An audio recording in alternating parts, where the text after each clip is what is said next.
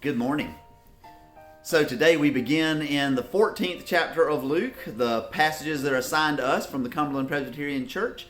And we will, for today, tomorrow, and Friday, be looking at what I am calling the ill-fated dinner party.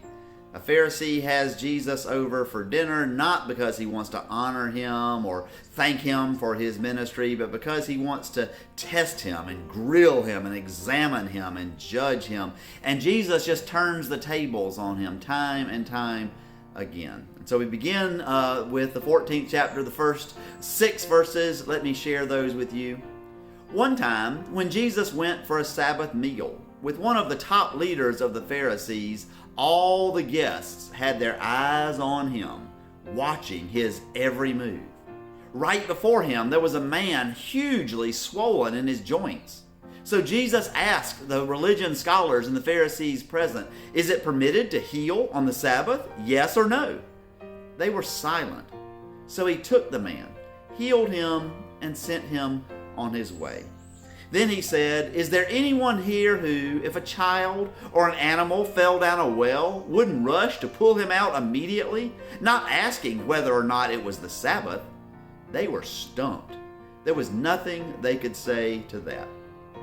And one of the amazing things about this story is that just a very few verses back, you will remember, there was almost an identical story. Jesus in that time was in the synagogue, but he heals a person on the Sabbath. He uses almost the same analogy. Don't you go and give your animals water, untie them and walk them to give them water and feed on the Sabbath? Why wouldn't you set free? In that case, it was a woman who was crippled. And now there's a man who has dropsy, who has these terribly swollen joints. And Jesus says to them almost the same thing, except actually pushing it a little bit further by saying, if your animal or your child fell in a well, you wouldn't stop and say, well, gee, it's Sabbath. I don't know if I can get them out or not. But of course, you would immediately get them out of the well and recognize that that was doing what God would have you to do, to save a life rather than to use the Sabbath Commandment to cause you to not reach out and save that life. And so obviously Luke wants us to know that this is very significant. Jesus clearly finds this very significant because he keeps doing the same thing over and over. He could have found a way to heal the man on another day. He could have found a way to heal that woman on another day. But he's not only healing these people out of compassion, but he's trying to teach us something very important. And part of what I think he's trying to teach us here is that the commandments that God gives us are designed not only to set us free, but also to set those around us free. So if I keep the commandment not to take the Lord's name in vain and not to have idols, that's going to help me. It doesn't restrict me from what I can worship. I mean, it does, but it doesn't hinder me. It doesn't harm me. But as a matter of fact, it helps me because I can keep my focus on God and recognize that there is no idol that possibly can offer to me what God can offer to me. Always, they will fall short, but never God will.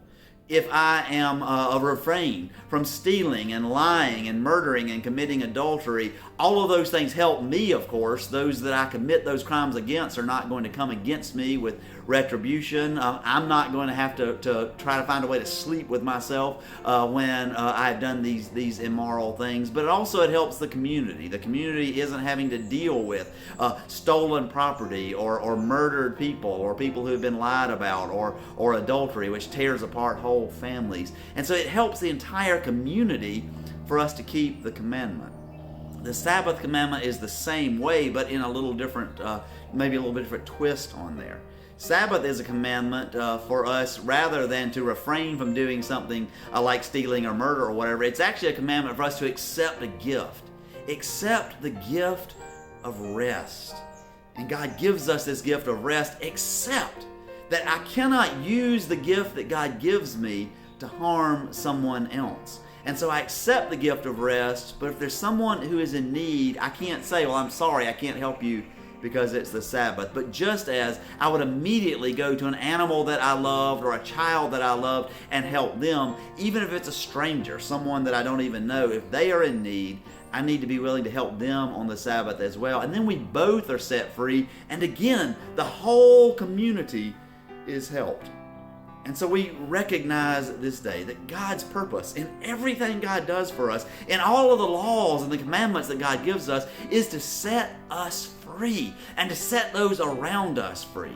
And so as you go out into this day, go out as a free person. Not free to do whatever you want to do. That actually is enslavement. But free to live the life that God wants you to live. A life that sets things free. A life that brings joy. A life that at a dinner party is not going to judge other people, but is going to celebrate their presence with you.